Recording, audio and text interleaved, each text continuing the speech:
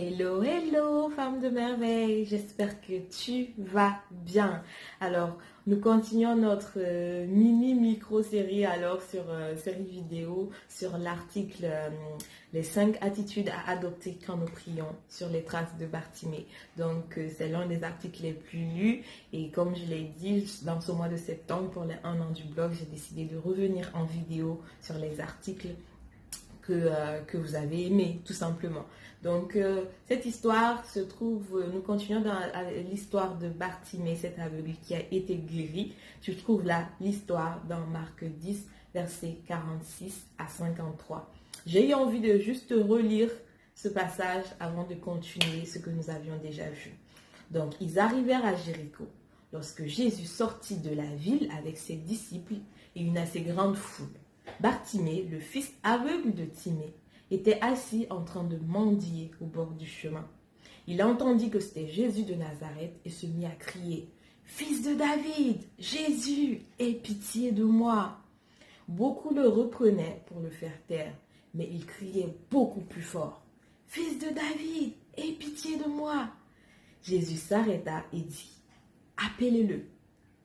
Ils appelèrent l'aveugle en lui disant « Prends courage, lève-toi, il t'appelle. » L'aveugle jeta son manteau et se levant d'un bond, vint vers Jésus. Jésus prit la parole et dit « Que veux-tu que je fasse pour toi ?» « Mon maître, lui répondit l'aveugle, que je retrouve la vue. » Jésus lui dit « Vas-y, ta foi t'a sauvé. » Aussitôt, il retrouva la vue et il suivit Jésus sur le chemin. Amen. Dans la vidéo précédente que tu peux retrouver en lien dans la bio ou sur la chaîne YouTube, j'avais parlé de la première clé qui était de prier avec insistance. La deuxième qui était de persévérer malgré les circonstances contraires. Donc aujourd'hui, je te parle de la troisième clé que le fils de Timée nous montre à travers cette histoire, c'est de formuler des requêtes précises. Que veux-tu que je te fasse? Voici ce que Dieu demanda à Bartimée. Quand celui-ci arriva près de lui, d'aucuns diraient que le besoin de Bartimée était évident. Mais oui, mais non. Jésus avait besoin qu'il formule sa requête de sa propre bouche, qu'elle soit précise à la mesure de la foi que Bartimée plaçait en lui. Et le fils de Timée a eu la bonne réponse à cette question directe. Il n'a pas tergiversé, il n'a pas dit peut-être si tu peux, si jamais tu veux, etc. Non. Quand Jésus posa la question à Bartimée, que veux-tu que je fasse pour toi? Il répondit de façon claire et concise, que je retrouve la vue. Tout simple. Par cette réponse, il confesse de sa bouche que Jésus de Nazareth peut le guérir de sa cécité. Et notre Seigneur n'avait pas besoin de plus pour accomplir ce miracle. Il lui dit simplement que sa foi l'a sauvé.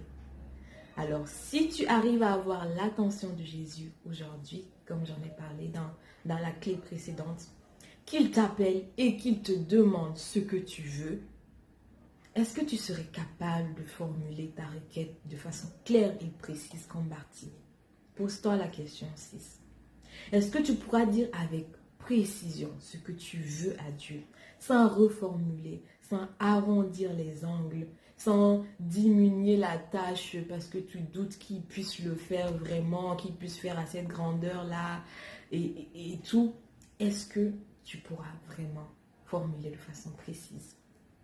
En tout cas, je nous encourage à apprendre de Bartimée, à réfléchir à ce que l'on veut vraiment que Christ fasse pour nous et à le formuler. Formulons cette requête à notre Dieu de façon précise et avec confiance. La deuxième requête, la deuxième clé en fait que ce passage m'a fait voir en fait, c'est de réfléchir à dans quelle team tu es. Est-ce que tu es dans la team faire taire ou dans la team prends courage et lève-toi? Parce qu'en lisant ce passage, je n'ai pas pu m'empêcher de me dire que face à cette situation, il y a deux camps. Il y a ceux qui voulaient faire taire Bartimée quand il criait à Dieu pour son problème. Et il y a ceux qui l'ont encouragé quand Jésus s'est arrêté et l'a fait appeler. Si ça se trouve, ce sont même les mêmes personnes. Parce qu'il y a trop de bipolaires dans ce monde-là. Nous-mêmes, on le sait. Peut-être que c'est les mêmes personnes. Mais franchement, plus sérieusement, ce que j'ai retenu dans cette partie, c'était que, si je suis Bartimée, il est important que je m'entoure de personnes qui m'encouragent et non celles qui me réprimandent dans mon besoin de crier à Dieu pour ma situation. Parce que certaines personnes, en fait, ça part pas toujours d'une mauvaise intention, mais certaines personnes ont le chic pour te décourager, pour te transmettre leur pessimisme ou vraiment partir de leurs expériences pour te dire que pour toi, là, ça ne va pas marcher.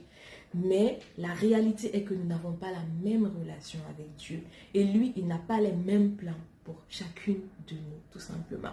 Donc, si tu as le cœur à persévérer dans la prière, à ne pas abandonner jusqu'à obtenir ta réponse, il faut que tu t'entoures de personnes qui peuvent le comprendre, qui peuvent t'encourager, qui peuvent te soutenir dans cette quête-là. Et du coup, que tu t'éloignes ou en tout cas que tu fasses un petit peu attention dans cette saison-là aux personnes qui sont contraires à cette description que je viens de donner au moins pour un temps. La deuxième chose, c'est que si je suis dans la foule, je prie de tout mon cœur que Dieu m'aide à être dans la team « Prends courage et lève-toi ». Nous n'avons pas idée de l'impact en fait de nos paroles dans la vie des gens. Choisissons d'encourager, de motiver. Choisissons de donner de bonnes paroles et non des paroles négatives. Cela aura un impact sur les gens autour de nous, mais également sur nous-mêmes. Si, sur nous-mêmes. Parce que on apprendra à ne plus se prodiguer à soi-même des paroles négatives, des paroles méchantes, des paroles non bienveillantes. Donc, quand on a ce tête-à-tête avec nous-mêmes, on apprend la bienveillance parce qu'on est aussi bienveillant avec les autres, parce qu'on prodigue des paroles positives aux autres. Donc, je m'imagine, imagine-toi, toi et moi comme ça là, on serait dans la team faire taire dans l'histoire de Bartimée. Et Bartimée nous aurait écoutés. Oh là là, quelle catastrophe. Il serait passé, cet homme, cet aveugle, cet ancien aveugle, serait passé à côté de deux grands changements de sa vie. La première était de rencontrer Jésus et la deuxième, de recouvrir la vue. Donc, il faut qu'on apprenne à être intentionnel dans nos paroles. Prenons la décision d'impacter positivement en étant des encourageuses, comme j'aime le dire. Si, j'ai peut-être inventé le mot, mais en tout cas, soyons des encourageuses. Apprenons aussi à nous entourer de bonnes personnes selon notre besoin du moment. Donc, voilà les deux clés que je te partage aujourd'hui, c'est-à-dire formuler des requêtes précises et te demander dans quelle team tu veux faire partir. La team faire taire ou la team prends courage et lève-toi. Voilà. Pour la prochaine vidéo, je te partagerai la dernière clé. Du coup, elle sera peut-être un petit peu plus courte. Mais voilà, j'ai vraiment voulu la faire en plusieurs parties pour que ce ne soit pas trop long pour toi, pour que tu puisses en retenir des leçons concrètes. Et donc, je te dis à très vite pour la prochaine vidéo. Bye!